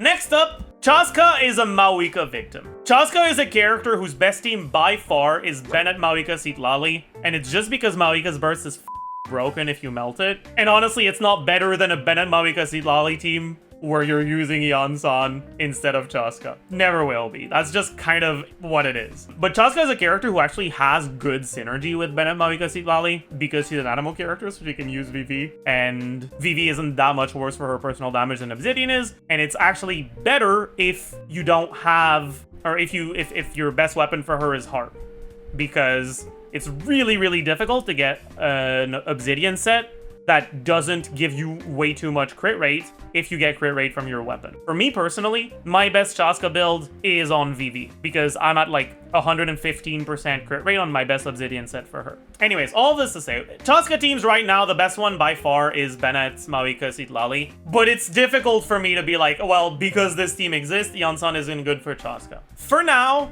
let's talk about the Chasca teams that don't use Mavuika. I'd say outside of that, the current best Chasca team is probably some form of combination of Citlalli, Farina, Bennett, Xiangling, Ororon. With this specific one having some potential issues against non-freezable enemies, but just because the buffs are good, it works well. And if you're talking about how relevant Iansan is for teams like this, I would say actually pretty relevant. While using Iansan as a replacement for any of these slots will not be an upgrade over using the Chasca Mavuika teams, it looks like using Iansan instead of Citlalli is actually pretty solid. I expect her to be part of a few Chasca teams. I've never been that big of a fan of the Chasca teams that don't run either of these units. If you don't have either of these units, obviously, if you do Iansan here, you can do something like Xiangling here, but it's like losing out on those reactions is a bit annoying. You can use Ororon as well, which works, I guess. In terms of how Iansan compares to Ororon, I'd say that at equal constellations, Iansan should generally be better. Ororon C6 is pretty good for Chasca, and Ororon has some personal damage, but Iansan providing a bigger buff to Chasca can also be a pretty big deal. Both of them can end up giving you your Cinder City, but with Iansan, you will generally get Cinder City on less of your elements. Chasca in a team like this will be doing Pyro, Anemo, Electro, and Hydro damage. You can't buff Anemo with Cinder City because your Cinder City character cannot trigger Swirl, because only Anemo character can trigger Swirls unless you're against the Anemo Hypostasis, because enemies can't get Anemo as an aura on them. But you can trigger Overload and Electro Charge. You'll always buff Electro, and then you'll sometimes buff Pyro and Hydro. In a team like this, generally, you will reliably get the Hydro buff, but the Pyro buff can be a problem to get. Because Ororon has off-field application, if some weird happens with your aura, and you end up getting some Pyro from Chasca, you can end up getting the Cinder City proc from that, but generally you kind of don't. And with Iansan, you kind of just don't at all. Technically, you can get it if you have Bennett C6. You can do Iansan EQ and then a normal attack, and that normal attack from Bennett C6, well, is Pyro, so it triggers Overload, and that gives you your Cinder City buff. If you do get that, then she is actually a pretty noticeable upgrade over Ororon from what I've seen. There's also the fact that Ororon tends to be annoying against enemies that move a lot because his burst doesn't have the biggest AoE and enemies tend to just run away from it very often. With Iansan, that's not an issue you'll have to deal with. You can also consider using Iansan instead of Bennett, but generally that won't be better than the teams where you use both. In any case, with Chasca, it's going to be solid. Won't be an upgrade to Chasca's best teams because Chasca's best teams are Mavuika teams, but that's just a byproduct of Mavuika balance being off the rails. It's not really about Chasca. Next carry, Kinich. You often see Emily, Bennett, Mavuika, Xiangling, Toma, Daya. Some people play Ororon. We're not going to talk about Kinich Hyperbloom. Is it one of Kinich's better teams at like standard investment without cons or 5-star weapons? Yes. But is any Kinich main actually going to play Kinich Hyperbloom? No. So for now, we'll disregard that altogether. Yeah, there's PMC as well, sure. Right now, the best Kinich teams is generally going to be this one, or I mean, I refuse to talk about this for every single carry, okay? I've said what I needed to say about when I was talking about Chasca. I'm not talking about Bennett, Citlalli, Mavuika anymore. I refuse. So yes, a lot of carries' best teams from here on is just gonna be Bennett, Mavuika, Citlalli. No more! No more! So, outside of that, Kinich's best team generally right now is this one. But it has a few kind of problems. So, one, Mavuika being Pyro means that there's a bit of unreliability in terms of triggering your Scroll of Cinder City. The reason for that is because in order for burning to count as a reaction that you're triggering, you need to apply Pyro to an enemy that has a Dendro aura, but no burning on them, which is trivial on the first rotation, but on the second rotation, the only way to end up with an enemy that has Dendro aura but no Pyro is to stop hitting them and wait 15 seconds.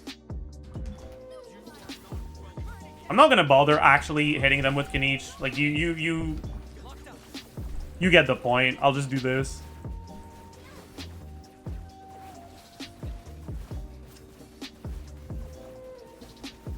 Okay, so let's see how long it takes for us to lose our aura.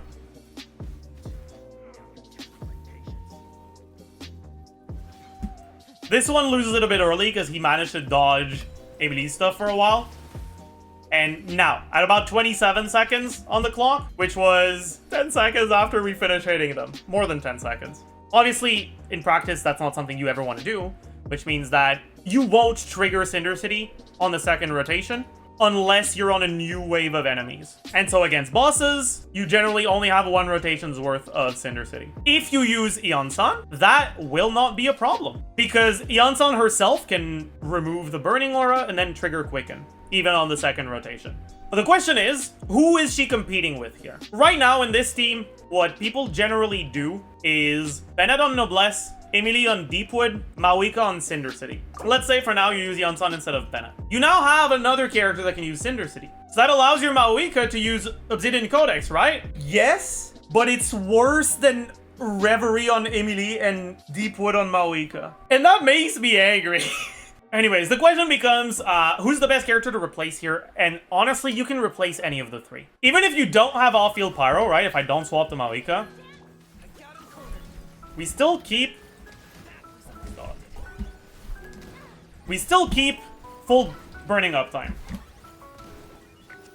No problem whatsoever. As long as we don't have any off-field characters that are triggering different reactions. Because Iansan, unlike Auroron, doesn't apply off-field Electro. She only applies Electro while she's on field. That means you can do a Kinich team without off-field Pyro when you're using Iansan as your last slot. In other words, you can replace the second Pyro slot. You don't have to replace Bennett if you want to replace one of the Pyro characters. Honestly, from what I've seen, all three of these character slots can viably be replaced by Iansan. The main thing to keep in mind here is it seems like the best version of the team with Iansan seems like it's going to be this one. Problem with a team like this is without off-field Pyro, if you're in multi-wave content, you have the opposite problem. Instead of not being able to get rid of burning, like in a team like this, you won't be able to get burning. Once you swap off of Bennett, if there's a new enemy that spawns, you can't apply Pyro to them until Kinich is done. And so while it does seem to be the strongest just numbers-wise, it might have some gameplay issues that people want to avoid. This is likely going to be the most popular one. It's a bit weaker, but one, Emily is a character that is very unpopular. Not a lot of people have her, and this team is still fairly strong. And this team is also going to work and enable you to use Bennett on your other side if you need it there.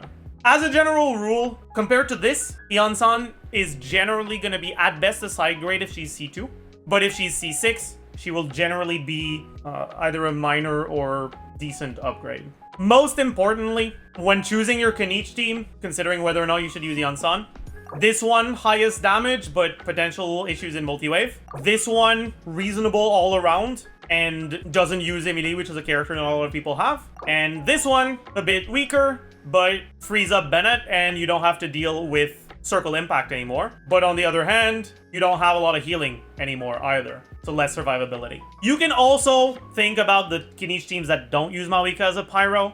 So the teams with like Pyro MC, the teams with Dea, stuff like that.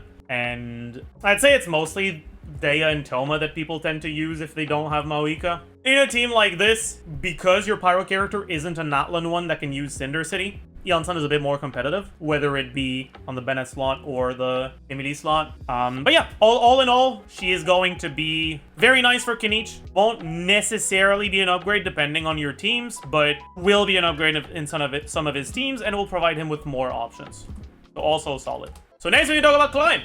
Clorinde is one of the characters that has the most like weird synergy with Iansan, because on one hand, Clorinde is an attack scaler who moves and who is electro. On the other hand, her damage doesn't scale that well with attack past 3000 because her Ascension 1 passive only gains damage up to 3000 attack. She is still Nightsoul negative, and her burst isn't that big of a deal in a bunch of situations, so the Electro Resonance doesn't matter that much. Mainly when it comes to Clorinde teams, you're only really gonna be considering Iansan for Chevreuse, because if you're doing like the quicken Clorinde teams, just use Fischl. What are you doing? And Iansan doesn't really tend to be an upgrade over the Shredders in those teams because they don't have a Citlali that's providing you with 20% res that brings enemies below 0 to begin with. And so in those Clorinde teams, it's mainly going to be for Chevreuse teams. And in Chevreuse teams with Clorinde, you generally want to have an off-field Pyro, obviously. And right now, your off-field Pyro options are either an off-field Pyro that doesn't really do much damage, Toma or like Dea, or it's gonna be Xiangling or Mavuika. But both of those have problems. Xiangling, her burst cooldown is 20 seconds. In practice, a little bit more than 20 seconds because the cooldown starts in the middle of the animation, not at the start, which forces you to do slightly longer rotations. By default, Clorinde is gated behind 16-second rotations from her skill. Having to wait 4 more seconds if you're doing tight rotations is a pretty big DPS loss. And so Xiangling has some anti-synergy with that. And Mavuika, well, right now, if you use Mavuika in a Chevreuse team like this, you don't have Electro and Pyro characters that work well in Chevreuse teams to provide Mavuika with the fighting spirit she needs to burst. So you'll either burst every other rotation, or you'll burst with 100 fighting spirit, which is obviously a lot less damage, and a much smaller buff from her Ascension passive that buffs the active character. And so, if you end up using Iansan, you now have an Atlan character that works well in a Chevreuse team, which means that you can use Mavuika and use her burst every rotation with a lot of fighting spirit. And so, because of that, the Clorinde teams with Iansan are looking to be fairly strong. The question is, are they going to be better than the other Clorinde teams we have right now? And honestly, I'm not entirely sure. Sarah is a unit who, when played properly, is actually fairly decently strong, but where playing her properly is harsh. On top of that, she also has a 20-second burst cooldown. I'm not sure if the Iansan teams will be better than the Sarah teams with perfectly played Sarah. Most people in practice will not see particularly good results with Sarah, and will see significantly better results from Fischl. Even though when you look at speedruns with Clorinde, a lot of people end up using Sarah there. Now, Iansan's burst cooldown is 18 seconds, which does slow down the burst, but Mavuika's burst cooldown is also 18 seconds, so if you want to use her burst every rotation, you're already gated to 18-second rotations, and Mavuika's kind of broken, so worst case scenario, you'll just spend 2 seconds spinning on Mavuika before swapping to Clorinde to fill out the 2 seconds more you have to wait. On top of that, if you do end up spinning on Mavuika, it guarantees that you're full Nightsoul when you swap to Clorinde. You'll be at 54 because Mavuika's spin generates so much damn Nightsoul, which means you'll be able to spend most, if not all, of Clorinde's uptime above 42. Despite all of that, because Clorinde doesn't synergize with attack buffs as well as other attack scalers, especially once you already have the attack from Chevreuse and Power Resonance, and most likely Noblesse as well, rather than being outright the best option, it will just be one of the things you can do.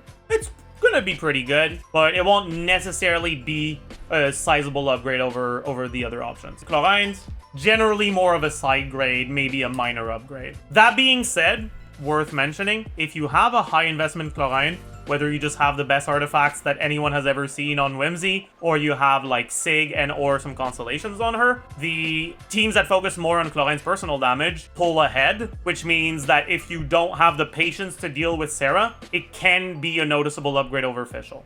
Next, Gary. Okay, you can use Sethos. Pretty significant downgrade if you replace Fischl. And also if you replace a Shredder. Aggravate teams are just too synergistic with the units they have access to right now, so just don't bother. On top of that, Sethos doesn't move that much. Walk cancel, Sethos barely moves because a perfect walk cancel is fast enough that he isn't moving. Dash cancel Sethos moves, but it's less damage than walk cancel. And on top of that, and even if you do, like, he doesn't benefit from attack percent as much as other characters because he's a dual scalar attack in EM with a bigger focus on EM. So it's whatever. Arlecchino. Arlecchino is often played with supports that don't move a lot. First, let's talk about Chevaleur's teams. In a team like this, your rotation is going to be something like Arlecchino E, Iansan EQ, Chevaleur's E, Fischl E, or Q, depending on whether he's on cooldown or not, into Arlecchino. You're going to want to use Iansan before Chevaleur's because in order to get the attack buff from Chevaleur's hold E, you need to trigger overload before you use it. And in order to do that, you need to apply Electro somehow. But if you apply Electro with Fischl, unless you do a charge attack, it means you're snapshotting her stats before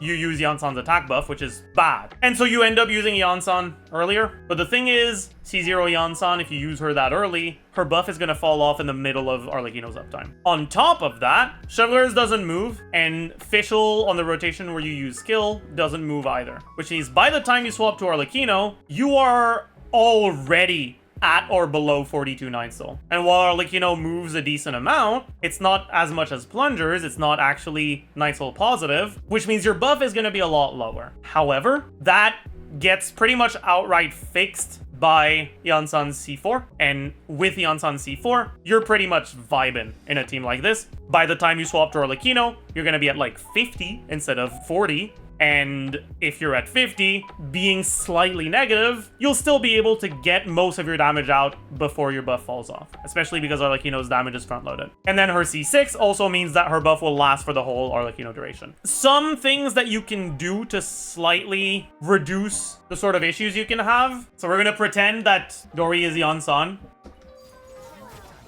Alright, so you use your stuff, and then you Chevaleur's, and then you Fischl burst backwards, and then you charge attack back into them.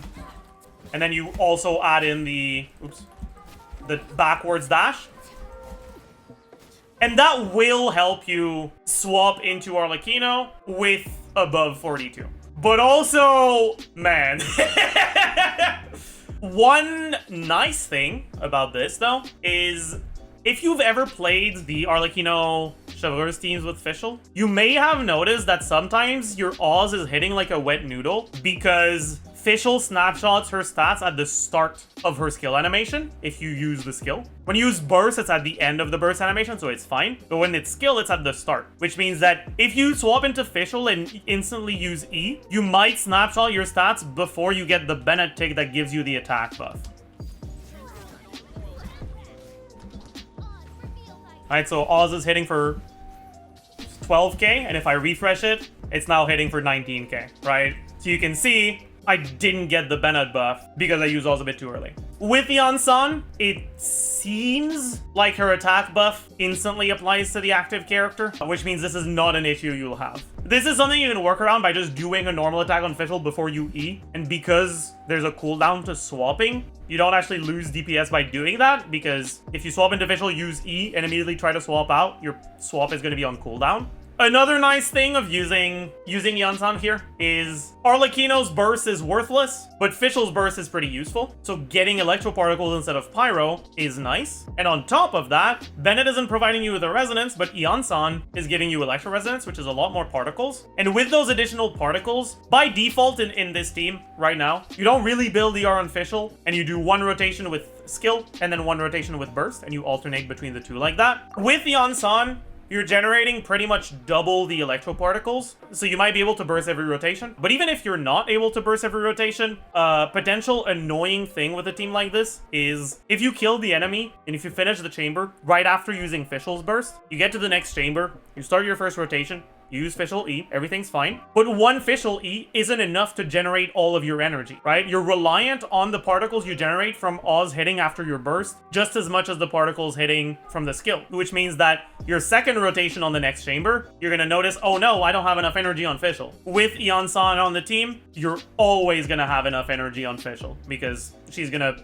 make it really easy to get all the energy you need. All of that being said, In a team like this, with C4 plus Iansan, it should be a side grade, maybe even an upgrade over Bennett. At C6, it seems like it's going to be a slight upgrade. The biggest downside in a team like this is that by default, this team can do 15-second rotations without a problem. All right, so if we take a look at the timer, I'll use my E at 59 seconds.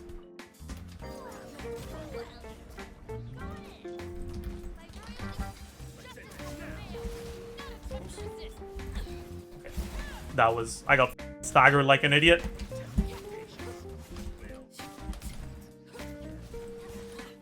But even getting staggered, I can use my next E at like 41. So if I didn't get staggered, I could have used it 1 or 2 seconds earlier. So our rotations are, when everything goes right, faster than 18 seconds.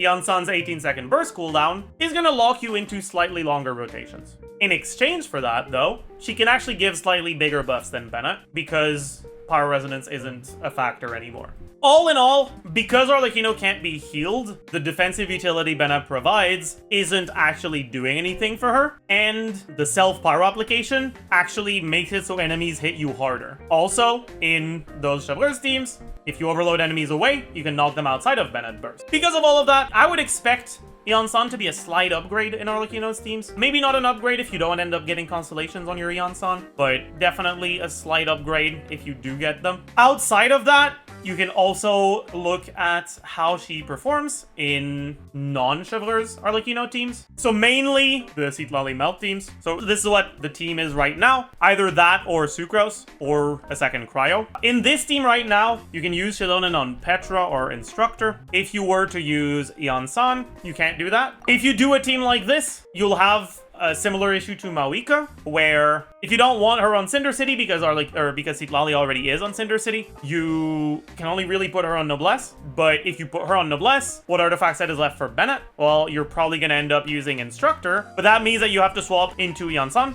before Bennett, and because her buff without C6 is a shorter duration, Rebozo. On top of that, unlike Mavuika, Arlecchino is not a Nightsoul positive character for Iansan, which means the fact that you're swapping into a stationary support, well, honestly, 2 stationary supports before you even swap to your carry, means you are more likely to start your rotation below 42. At least Cithlali is an Atlan character, so you get the additional 3 Nightsoul points from her Ascension Passive, but you will still be starting pretty close to 42, if not below already. I think in practice, most people are just gonna have Bennett on Noblesse and keep Iansan on Cinder City. In a team like this, you have potential issues from the cooldown in the same way that Iansan extends your rotation in Chevaliers teams. She also extends your rotations in Cithlali teams. By default, in the Arlecchino Melt teams, with Cithlali, your longest cooldown is Cithlali's skill at 16. Arlecchino's skill is 30 seconds, but you generally do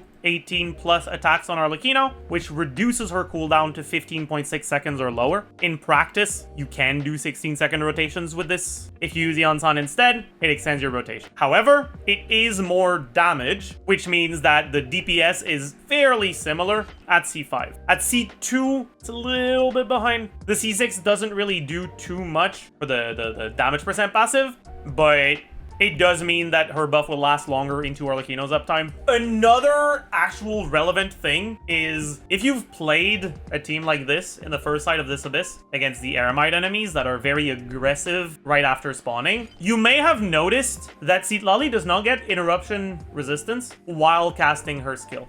Which means against aggressive enemies, you can end up casting your skill, getting staggered, casting your skill, getting staggered, and repeating that for like 5 seconds before the enemies stop hitting you. The crystallize you get from Shilonen makes that issue disappear because you can't get staggered when you have a shield, no matter how squishy your shield is. Unless it's a double hit attack that staggers you on the second hit after the shield is broken. In any case, Iansan will be one of the characters you can use in Arlecchino teams. Currently, Arlecchino teams are significantly worse without Bennett than with Bennett. Iansan is going to help with that a lot. The best Arlecchino teams will likely still use Bennett just along with Iansan, but there won't be nearly as big of a gap between the Bennett teams and the no Bennett teams if you use Iansan instead. So upgrade / QOL. Next, we have Gaming. So obviously, Gaming is one of the characters who moves the most. Iansan provides Gaming with more team options that don't use Bennett, which is obviously great because Gaming is a character who has a little bit less control over his movement. The direction you have to go can change depending on Manchai RNG. Will it be an upgrade in Gaming teams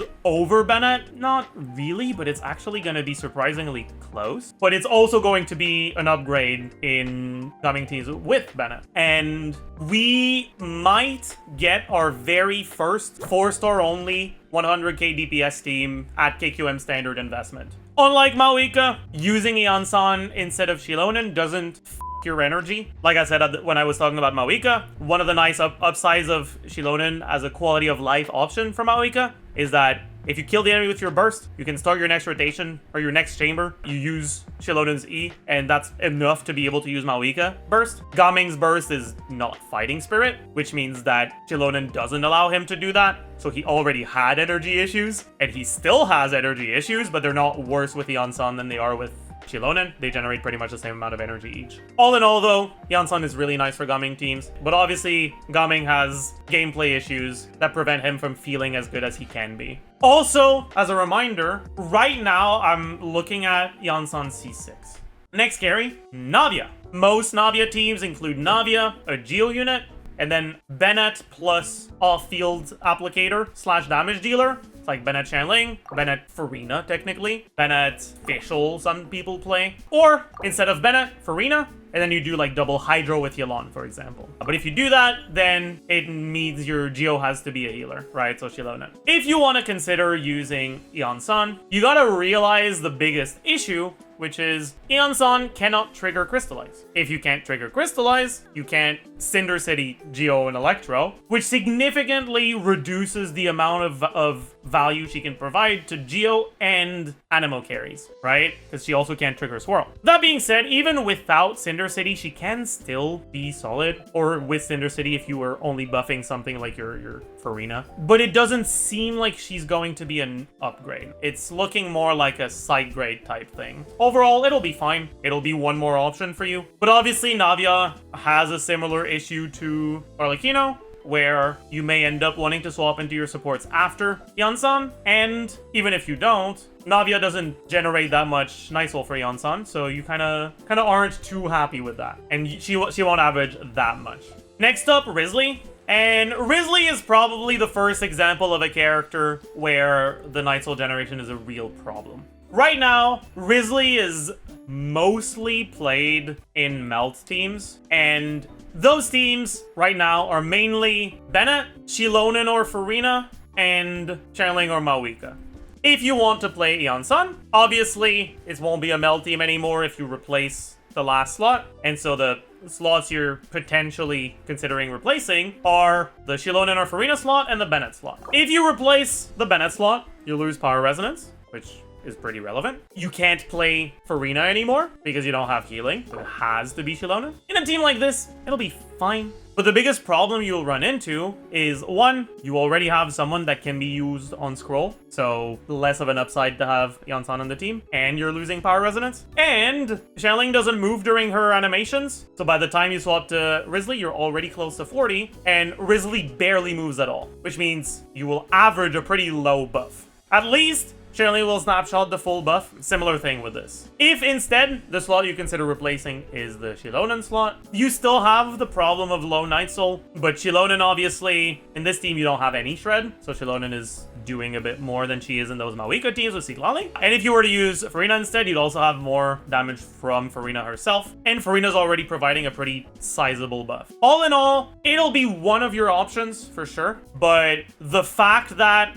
I'm expecting your Nightsoul to average pretty damn low in Wriothesley teams is gonna be the deciding factor for why she's generally gonna be noticeably worse than your other options. That being said though, if you don't have Xilonen or Farina for this slot, it'll still be fine. So, fine option. It's something you can consider if you don't have the other units you want to put here, or if you just want to use them on your other side. For example, you want to play Neuvillette here, but it doesn't seem like an upgrade from what I've seen. Next carry. Neuvillette is a character who does not have access to good buffs. I've already explained why running multiple sources of shred is not necessarily ideal, but Neuvillette's best teams run multiple sources of shred because he just doesn't have access to other buffs. The only buffs he has access to are res shred. And because of that, and because of the fact that he can move a decent amount while doing his charge attack, means that if you have C6 Iansan, you'll get Cinder City from her, and you'll get a little bit of damage percent from her C6. It won't really be better than using a character like Auron, but it probably won't be that much worse. But for my sanity and yours, I'm not even gonna bother writing him down. Okay, Freminet, and I guess I'll talk about Arlecchino here as well. Cinder City doesn't buff physical damage, so rip bozo. On top of that, these physical carries barely move, so you won't be able to get a particularly big attack buff. Eula specifically has backloaded damage, which means a lot of your damage happens at the lowest point of your attack buff from Iansan.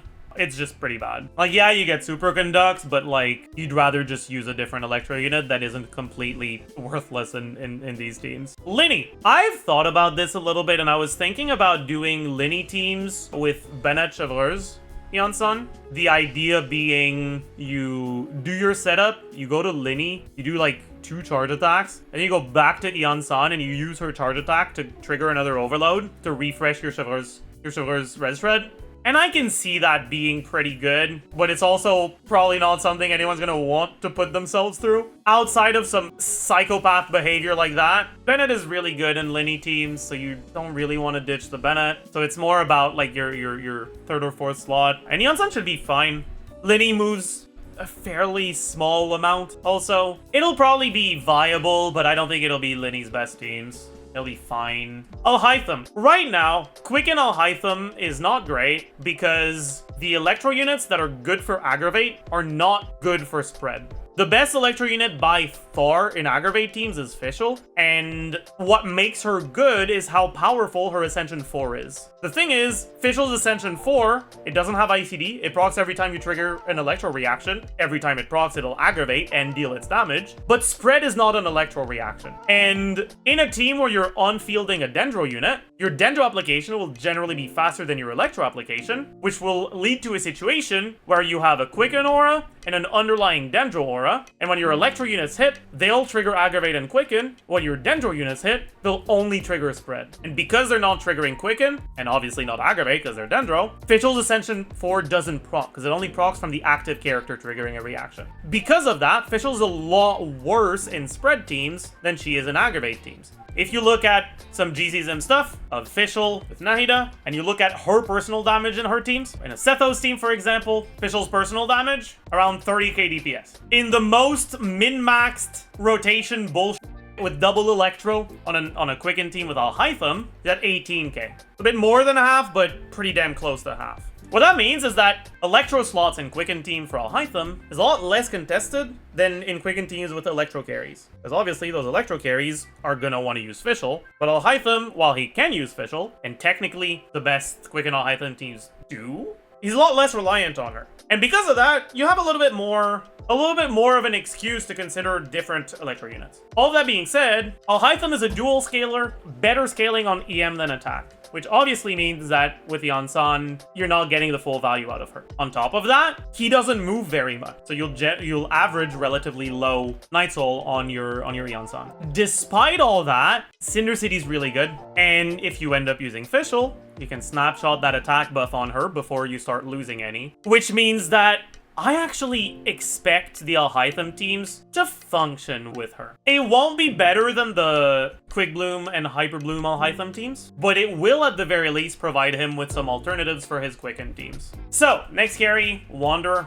Wanderer is going to have the same problem as Navia, which is that he is Animo, which is a reaction Iansan can't buff with Cinder City. He moves a bit more than Navia, but Navia's damage is more front-loaded, so in terms of average buff you'll get, it should probably be pretty similar, if not worse. Overall, it'll be okay, but it probably won't be an upgrade. Something to consider if you don't have Farina, you don't want to use Bennett, but probably won't be better. Cyno teams, I mean, it's going to be pretty much the same thing for all the Electro carries. She is going to be potentially competitive in the Chevreur's teams because of Mavuika, because Mavuika is very powerful, and having a second Natlan character makes Mavuika much better because of the fighting spirit. And she will generally be a downgrade in the Dendro teams for these electro carries because official is too good and she doesn't quite compete with the Shredders. And then on top of that, Cyno doesn't move that much. Tighnari is a little bit similar to Alhaitham. I expect it to be a bit worse with Tighnari than with Alhaitham, mainly because Tighnari's lower field time requirements give him better synergy with the shitty electro options that you can use, and you end up playing more quick swappy with like Sethos or Yae. It'll be a potential option you can think about as a second electro if you want, but probably a bit worse than with Alhaitham. So probably more in the territory. Ayato. So here we have an Ayato problem, which is in Ayato teams, it's almost always better to buff your support's damage than it is to buff Ayato's damage. The attack buff from Iansan is only to the active character, which means it isn't buffing your like Freminet or your Xingqiu. Now it can buff Fischl, which is very nice. So it might be a consideration in the Taser teams, but she's not a healer, which means it's only going to be a consideration in the Taser teams that don't use Freminet. You can do something like Ayato, Fischl, Iansan Bennett, or Iansan VV. Will it be better than the Dendro Ayato teams? Probably not. But will it be competitive with the other non-Dendro Ayato teams? Yeah, sure. Yae, pretty much the same as every other electro carry. Maybe a bit worse. The only team where I feel like Yae is actually pulling her weight is Chevreur's teams. Like, she's good in some Alhaitham teams, but it really feels like she's only there because no one's great and she's fine. In the Chevreur's teams, it actually like feels pretty good to play. The biggest problem with that is I don't know if replacing Fischl is going to be worth it. I don't know if the damage you gain from snapshotting the attack buff onto Xiangling and having some of Yae's damage buffed by that attack buff as well. I don't know if that is more than what you lose from not having Fischl. It might not be. But at the very least, it will be an option. It'll be fine at worst. Itto teams. She obviously doesn't have very good synergy with Itto because she can't Cinder City Geo. And Itto gets a lot of attack from his defense conversion. But also, Itto doesn't have a good last slot in the Shilon and Farina teams. Right now, people use Yelan most of the time. And, like, it works, but ugh. It'll be an option, I guess. But it should be worse than the double Hydro stuff. Raiden. So, I've already talked about how with Raiden, you're kind of cooked if you don't have C4, because you're gonna fall below 42 before your burst hits. On top of that, the main teams where you play Raiden carry right now are Chevreur's teams. If you're playing Chevreur's teams with Iansan, it's most likely because you really want to get some fighting spirit generated from Mavuika. Mavuika is a character whose burst costs fighting spirit and not energy, which means that Raiden's burst will hit a lot less because you're gaining less resolve. It's something you can consider. Honestly, it might end up being better just because Mavuika is better than Raiden, and sacrificing some of Raiden's damage to enable Mavuika to be better in that team is probably worth it. I know there's some people that play Bennett Chevreur's with Raiden, where they use Bennett's C6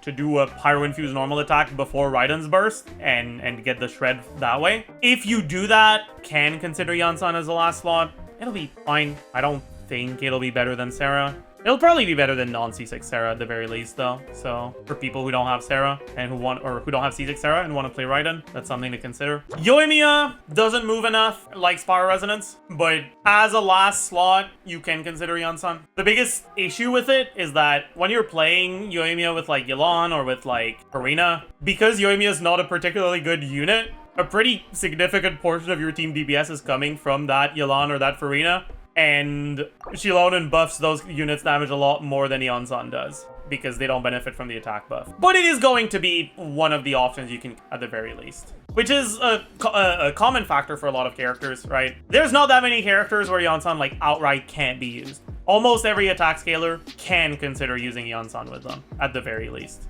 Ayaka. The biggest issue with Ayaka is that it's hard to figure out which slot you'd use Iansan in. If you're playing a freeze Ayaka team, you really want a second Cryo because Cryo Resonance is good, and Ayaka's ER requirements, if she's solo Cryo, are pretty damn high. You really want a Hydro unit because Ayaka's burst is completely worthless if the enemy's not frozen, because it has too much stagger, so it staggers the enemies too far so that the next like 2 hits of the burst don't hit while the burst is moving forward towards them again. So you miss like half or more of your damage if you use Ayaka's burst against a freezable non-frozen enemy, unless it's like a Rune Guard. So you really want a Hydro unit in there. And then very often you benefit quite a bit from having a grouper. If you're playing against bosses, though, it's a bit more of a consideration. Some people use Bennett in Ayaka teams when they play Ayaka against bosses. And then it's generally the Hydro slot that you end up reconsidering. It should be fairly solid, honestly, as a consideration for that slot. But the problem is that those teams are not particularly good against bosses, especially when you compare them to more recent teams. Ayaka teams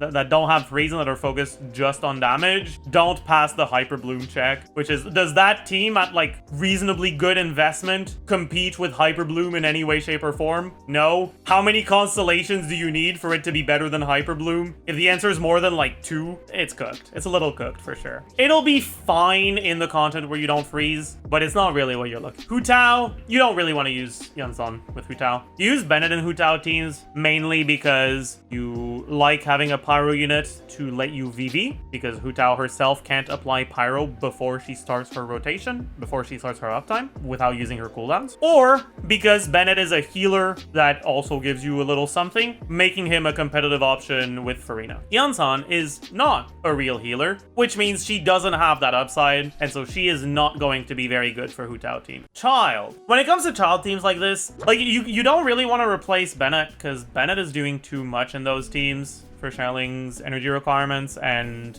with the Pyro Resonance. So Iansan is more so competing with the Anemo slot in International. Honestly, it's probably fine. You'll be able to get Cinder City on both elements if you have Bennett C6, because the setups that allow you to double swirl, it means you swap into Kazuha when you have Hydro. So if you have Iansan instead, do the same setup.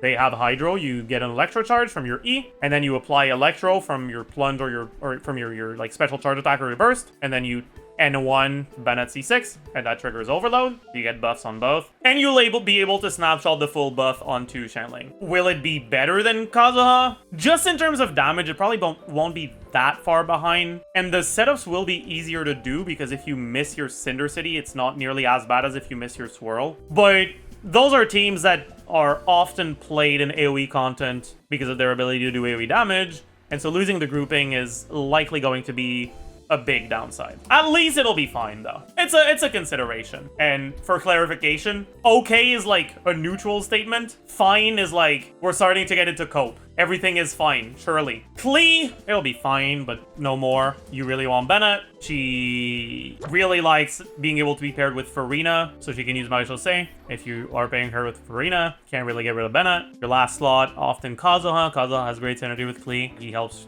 bombs group up. I don't play much Klee, but when I talk to people who do play Klee, they tend to almost always play her with Kazuha. With that in mind, it's probably hard to justify playing Iansan in the teams. Oh, wait, I haven't mentioned Xiao. It'll be okay with Xiao because he moves a lot, so he'll get good stacks on it. But she's not a healer, so she doesn't enable Farina by herself, and she can't get an Electro Swirl, so she doesn't enable Cinder City. Wait, did I also forget Ganyu? Meld Ganyu is most often played with 2 Pyro units, including Bennett. Losing out on that Pyro Resonance obviously makes it a bit harder to justify her in the slot. Some people play Burn Meld with no off-field Pyro, but most people tend to find that too much of a pain in the ass to really consider. It will not really be an upgrade, but it might not be too far behind if you have C6. But that's assuming you do some dash cancels on Ganyu, which a lot of people don't bother with. Oh yeah, I haven't talked about Diluc. I said I would. Diluc's skill and burst are complete garbage. The only thing that Diluc has going for him is a high plunge multiplier. The thing is,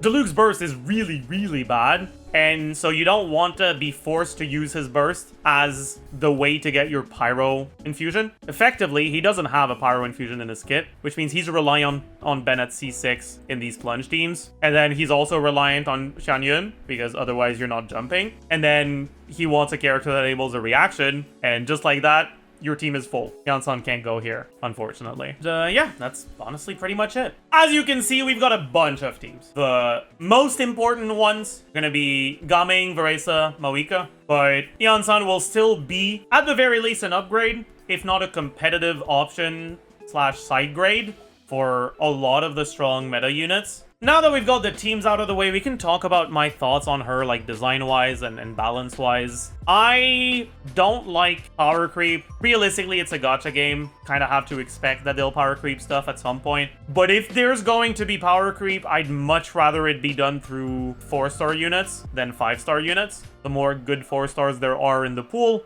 the more options you have on a new account when pull for a character and you get an off-banner 4-star. I'm happier seeing a character like Iansan coming as a 4-star than I would be if she were a 5-star. I do like that she is going to make a lot of characters less reliant on Bennett. Even for the characters where she's not an upgrade over Bennett, Bennett is really good, and so a lot of people end up playing different carries that all want Bennett. Being able to replace Bennett at a slight loss of DPS is going to enable you to play 2 carries that want Bennett at the same time, which is really nice. I do think that she is significantly worse than Bennett overall. I think it's very telling that the teams she improves the most are teams where you're already using Bennett and you're just using both now. I think the biggest factor as to why I consider Bennett significantly better, not just slightly better, is because of Bennett's healing. I think a lot of people are seeing Iansan pre-release calcs and setting themselves up for massive disappointment when they start playing Iansan and realize, oh my god, this team doesn't have a healer. I also don't know how to feel about the fact that the teams that benefit the most from Iansan outside of Varesa are the 2 characters with the highest damage right now. Like, what do you mean? The characters that see the biggest upgrades from Iansan are Mavuika and Gaming. I also think that her release is gonna really cement just how powerful Tighnari is in a lot of people's minds. I remember I got a lot of resistance when I said that I consider Tighnari to be a very, very strong unit, arguably better than Freminet, maybe Xiao as well. I just think that it's inherently so stupid to have archetype-specific characters with a bit of shred in their kit, because not only are they going to be very good in the archetype to begin with, but it also is going to make resistance shredders a lot less impactful. But honestly, I really expect future archetype-specific supports like Tighnari all have a res shred in their kit, which is part of why I'm like not entirely sure how to feel about Xiao. Res shredders are best when archetypes don't have access to other forms of shred, but if Tighnari is an example of how they're going to handle archetype-specific supports in the future, that means that every archetype that gets an archetype-specific support in the future is going to phase Xiao out of that archetype's best team slowly but surely. Xiao is a unit that is very versatile, but the actual amount that she provides isn't actually that big. But yeah, and Iansan is the first step of that, right? Which is we're finally getting actual powerful last slot options in the melt teams. And I expect that to happen for a lot of archetypes moving forward. I'm looking forward to Iansan. The fact that she is going to be a competitive option for so many characters' teams means that the testing with Iansan is going to take a long time, which is a lot more content. You love to see it. I'm looking forward to her release quite a bit, mainly because of that. In any case, though, because it's pre-release stuff, it's still very much subject to change. So if you want to make sure that there hasn't been any major changes between this video's recording and the release, I will be streaming the patch drop as soon as it happens, so you can come check that out if you want. I'll also be recording a first impressions video that I'll try to post as soon as possible after the patch. And I will also be recording a post-release analysis on both Iansan and Varesa. So subscribe if you want to make sure that you don't miss those videos. If there's any sort of changes between current beta version and live, I will let you know. That pretty much does it. Hope you enjoyed, hope you learned a thing or two, and I will see you guys in the next one. Bye, YouTube.